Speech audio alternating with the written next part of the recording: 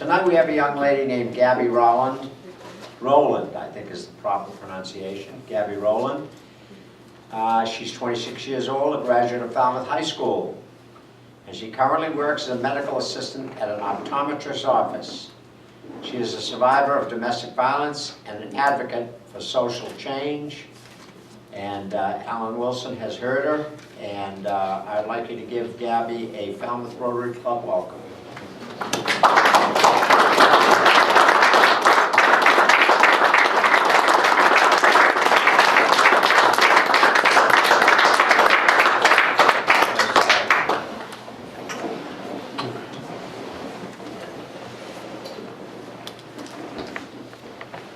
On September 9th, 2011, I met my abuser.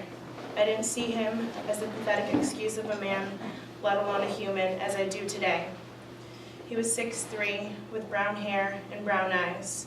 To me, he had a fierce, exotic look that I found overwhelmingly attractive. He told me he had a great bond and love for his family. He had a great sense of humor, dressed well, had many friends, and came across as very charming.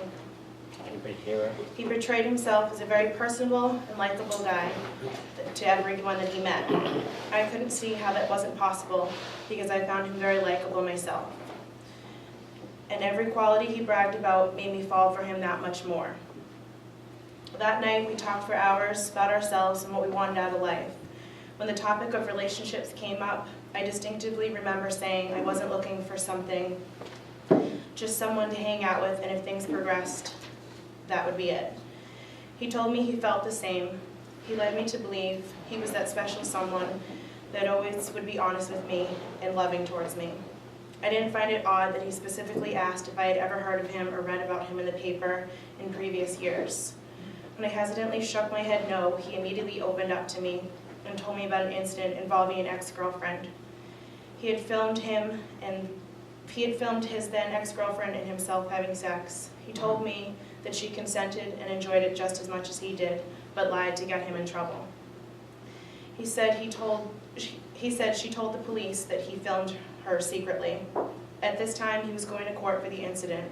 I should have ran out of there and never looked back, but I didn't. I took him as an honest man and who has nothing to hide. His honesty won me over. Little did I know I was falling into a trap, his trap. I believed everything he told me without realizing he was simply feeding into everything I had said. I believed he handpicked me and had everything planned from the beginning. Just 4 months into our relationship, he started serving a year sentence in jail for a crime he committed against that previous girlfriend. I stood by faithfully, writing him 1 to 3 letters daily, visiting twice a week, sending photos to comfort him, and answering multiple phone calls throughout the day. He painted a very pretty picture of what our life could be. He promised me only the best, as the sky was the limit for us. He talked of a house on a big lawn with a white picket fence, kids and a dog running around. I believed him and I started to crave that life. We'd eat together shortly after he was released from jail. A few weeks later, I had had a miscarriage. I hoped for a bright future, but that all changed June 29th, 2013, when he suddenly felt the need to drag me into his cesspool of a lifestyle. The mental abuse turned to verbal abuse, then rapidly escalated into physical abuse before I even knew it. My relationship felt like a roller coaster. We had broken up multiple times before the summer of 2013 incident, but that was by far the worst abuse I endured from him. For 6 consecutive days, I was abused in the most sick, twisted, and heinous ways possible by a man who I believed loved me. He started accusing me of being unfaithful while he was in jail. He didn't believe that I only had eyes for him. It was then that the verbal abuse turned into physical abuse. I was hit across my face by the back of his hand numerous times.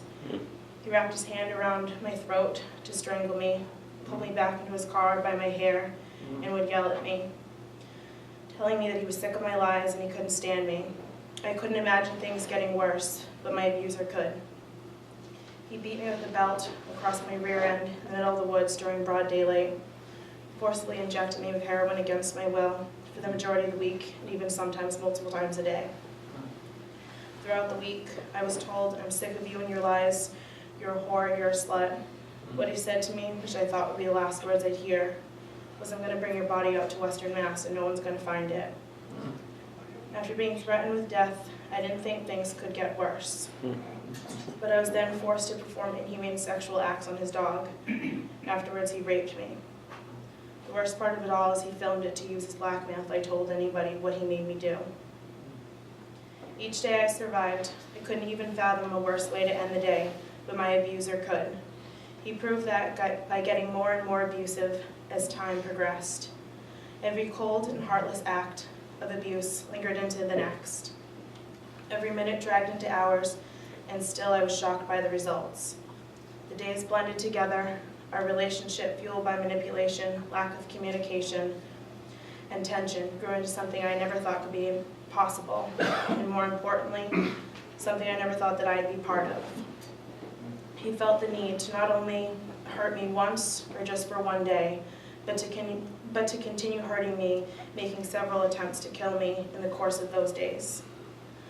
On July 5th, 2013, I broke my silence. I left him to save my life. I left him because I respected myself. The day I broke my silence was the day I knew I deserved better. I am 655 days free of abuse. I have felt hopeless, destroyed, unlovable, and tainted, but I have remained resilient every day.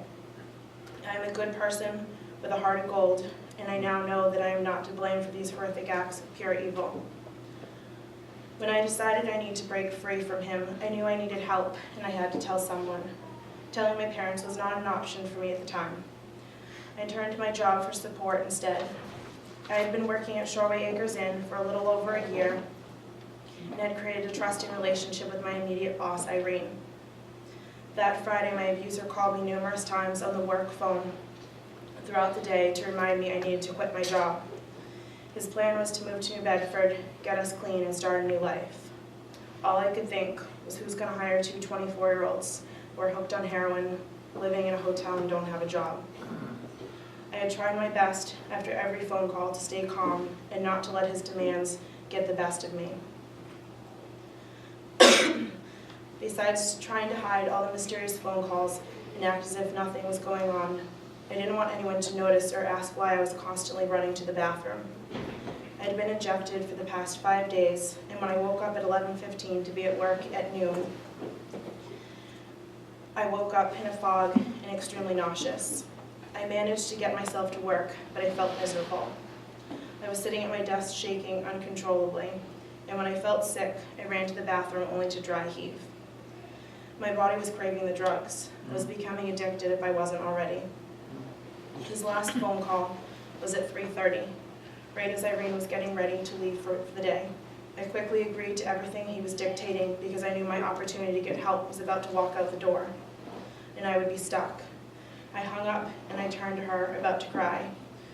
I told her he wants me to move to New Bedford and quit my job tonight.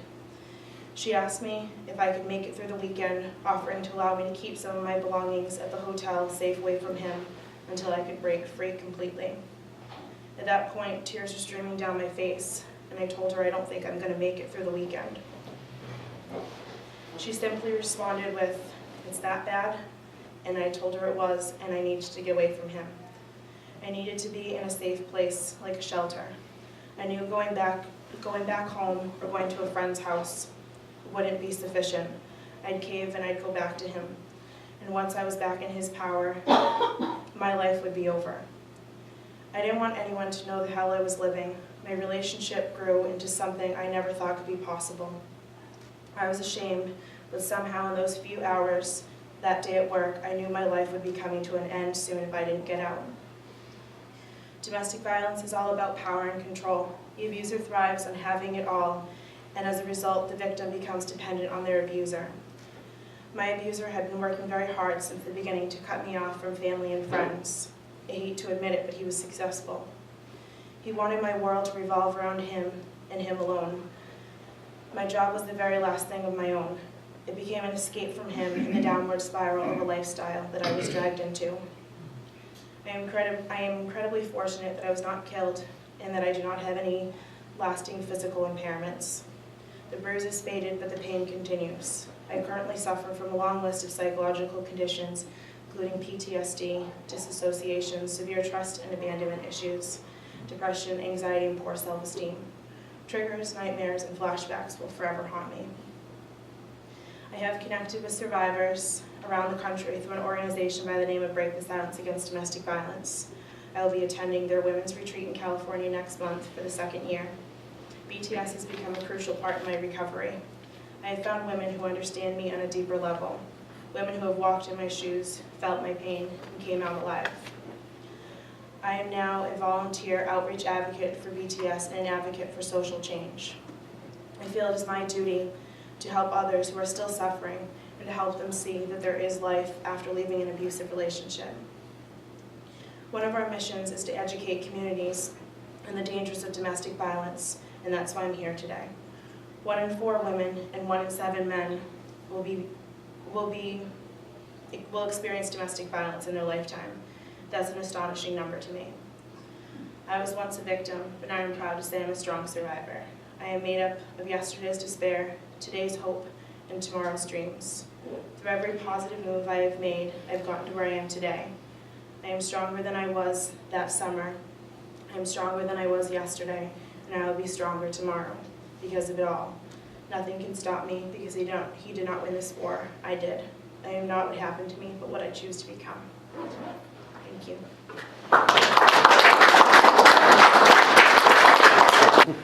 Are there questions people would like to ask? We'll start with Don. Yeah, did this all take place in Falmouth? Yes, it did. It did. Are there any repercussions for the male? I pressed charges against him, and he's serving 6 years. Wow. Steve?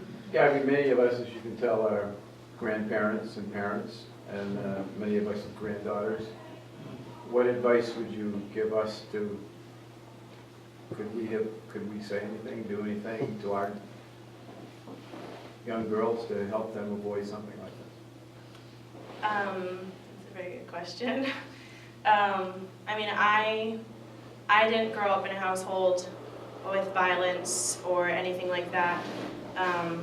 So I guess the key thing is educating both girls and boys at a young age, because it's not just men that are abusers, women can abuse as well. But just educating them on what a healthy relationship is. That's what I would say to that.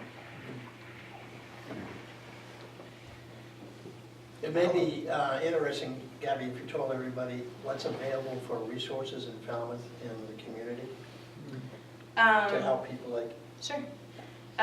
The Cape Cod Center for Women is the shelter here on Cape Cod. Is the only confidential shelter. They do have limited space, but that is a resource. Like if you reach that point where you do need to get out, there is counseling. Obviously, I mean, I go to counseling. Independence House offers counseling. They're located in Hyannis, but they do have offices here in Falmouth. The organization that I got in touch with is on Facebook, and I mean, a lot of people use Facebook and social media, so that was a huge outlet for me, just feeling connected to other people that have been through what I've been through. Thank Don? I work through my church to help people, young people, old people. One of the biggest problems that I am confronted with is lodging, some place to stay. I mean, I see people living in cars and living on lawns. Of course, when the summer comes, it's not quite as bad, but in the wintertime when and it just seems like all of the housing opportunities are all, you just said it, it's very difficult to find a place that's a safe haven for someone like yourself. Do you find that? It is. The day that I did leave him and I went to the police station, I wanted to get into a shelter. There weren't any beds available for me, and I had the option of either going home and staying as strong as possible and not caving and going back to him, or going somewhere off Cape. I opted to go home. Well, I went to a friend's house first, and then I went to my parents' house. Anyone else? Yeah, just mention, Mr. Rowland. yeah, just something that I know you've talked about in the past, Gabby. Most relationships, or most relationships, I think, have a very positive progression, of course. And, but you've mentioned you discovered yourself certain red flags. I think somebody was asking what advice you might offer, things to look out for. Although, as I said, doesn't happen in all relationships. Certainly most of them are very positive, but certain red flags that might stick out that you might not see because of other issues, right? Well, obviously, some of the main ones are being isolated from your family and friends. One that I mentioned myself was my abuser had asked me if I had heard about him, specifically his criminal history. So that right there was a red flag, but obviously in it I didn't see it. So I mean, I would go with isolation as a very big one, because that in return gives the abuser control and power. Was this young man from Falmouth High School graduate? He's from Falmouth.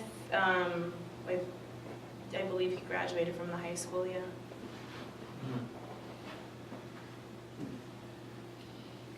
One more.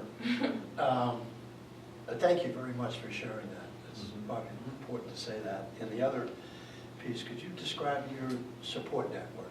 You're obviously a very strong person and have a lot of courage to overcome what you overcame, but who was your support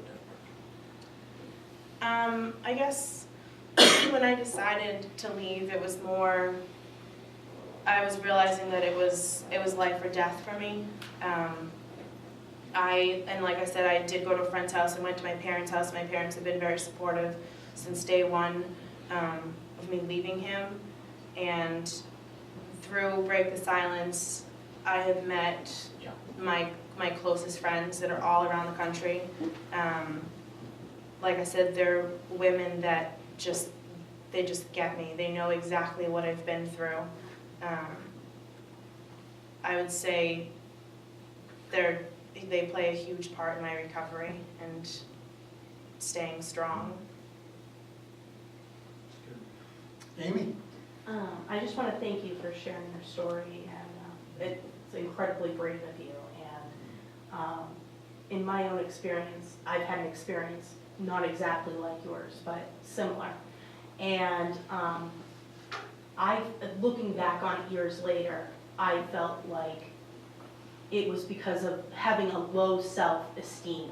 Not that I hadn't been raised to be very built up or anything like that, but it was that need to feel like you were needed by that person that helps draw you in, and you want to help them, and you want to say, but they just kind of suck it all out of you and turn it around. And I think something that is very positive, and I've seen groups like yours doing, is really pushing this, have this really better sense of self-worth, that you're worth better than this. And like you said, modeling good relationships early on to our children, like this is how you treat a significant other. This is how a healthy relationship should work, because they don't get that anymore. And we've seen that kind of degrade over the past couple of decades. So I don't think the model's there, which interestingly, the marriage model isn't there as much anymore. So maybe it's tied together, I don't know. But thank you for sharing You're welcome. Thank you, Amy. If there are no other questions, thank you, Gabby, for coming. Thank you.